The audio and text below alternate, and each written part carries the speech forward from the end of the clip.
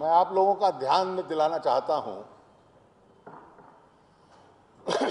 जो आज कुछ समाचार पत्रों में आया भी, पंजाब हरियाणा हाईकोर्ट में एक विवाद चल रहा है और उसके जितने भी कागज अध्ययन करने के बाद जो उसमें तथ्य निकले हैं, वो सचमुच में एक चिंताजनक विषय, एक गंभीर विषय को सामने लाते हैं। गुड़गांव में एक गांव है उलावास, ULLAWAS। उस गांव में जो हरियाणा में जो राजस्व की भाषा है, रेवेन्यू की, शामलात दे की जमीन होती है, जो विलेज की पंचायत की जमीन होती है, गांव किसानों की सामूहिक जमीन होती है, शामलात दे। It's a collective land of the village community और हर गांव में रहने वाले का उसमें हिस्सा रहता है।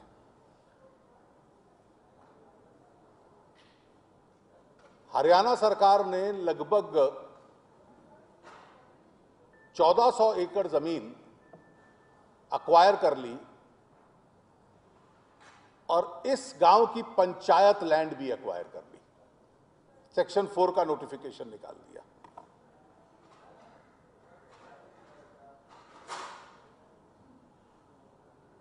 एक्विजिशन नोटिस आरंभ हो गए तो स्वाभाविक है ये जमीन सरकार की हो जाती। अब गांव की पंचायत की जमीन को सरकार ले ले, ये समझ में नहीं आता था।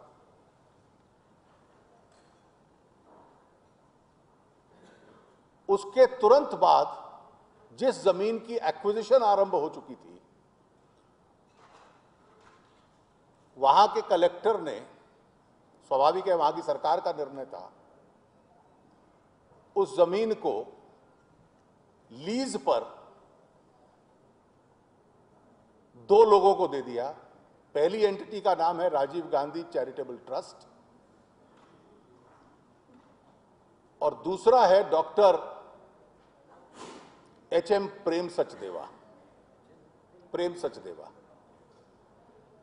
अब गांव की जमीन आप अक्वायर कर लो और एक्विजिशन कंप्लीट नहीं हुआ, एक्विजिशन अभी अधूरा था,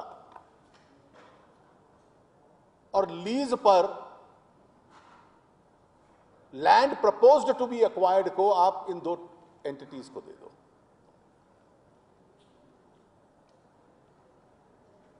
लीज होने के तुरंत बाद यह जमीन एक्विजिशन से रिलीज कर दी गई।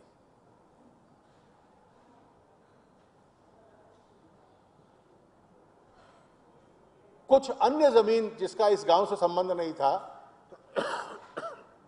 वो बिल्डर्स के फेवर में रिलीज कर दी गई।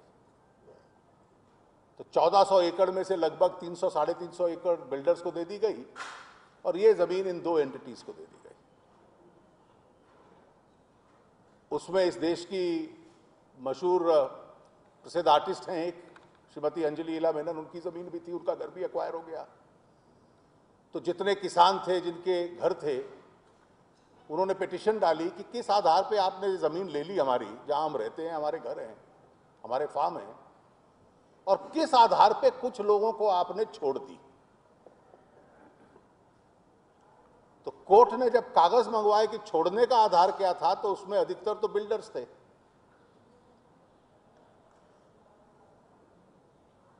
लेकिन एक्विजिशन के बाद लीज कर देना और फिर एक्विजिशन से रिलीज कर देना, 2 पोर्शन जमीन इनके पक्ष में थे। अब किसान सामने आ गए हैं और वो मीडिया को बयान दे रहे हैं कि हमने, गांव की जमीन हमारी होती है, it's a village panchayat land, collective land होता है, हमारी कोई मीटिंग नहीं हुई, हमने कोई लीज फैसला नहीं किया, प्रशासन के दबाव में लोगों को बुलाकर कहा जा रहा है आप इतराज मत करो, और गांव की जमीन इनको दे दी गई।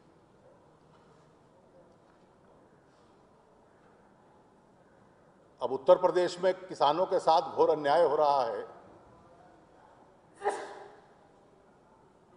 लेकिन भट्टा परसौल के लिए और उलावास के लिए दोहरे मापदंड तो हो नहीं सकते। What holds good for Bhatta Parsol equally holds good for Ulavas in Gurgaon. People in influential places cannot use this state power as a subterfuge and start acquiring land which belongs collectively to the farmers there, using the state power and then having it released in their favor. थोड़ी सी हमने जानकारी ली कि उस trust का तो नाम से स्पष्ट है कि प्रभावी लोग उसमें होंगे। ये डॉक्टर साहब कौन हैं?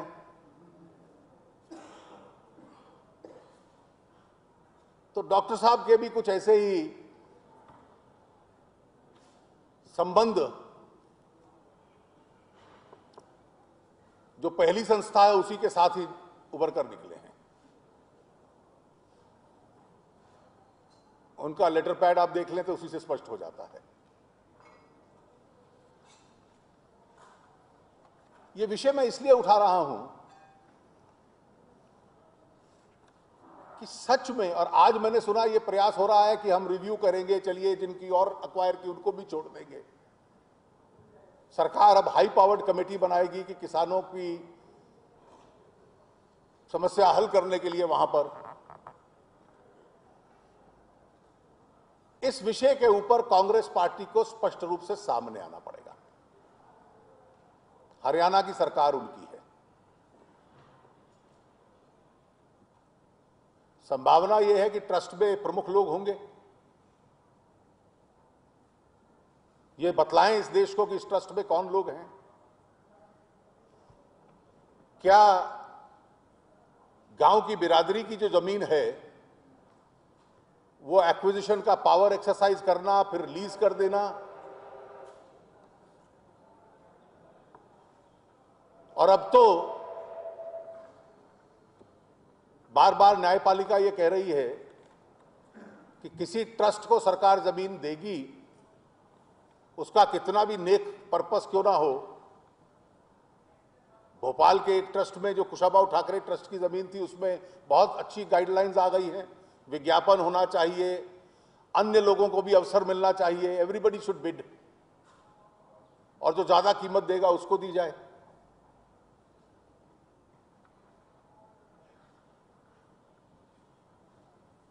Those who have benefited from this process must make a clean breast of every fact. They must come out clean. Was this land acquired or the process of acquisition set into motion only to capture the village lands and allot them to powerful entities? The country is entitled to know the names of the persons behind these trusts. And then the Congress party must tell us whether in this matter their attitude is going to be the same that was in the case of the Noida villages. Thank you.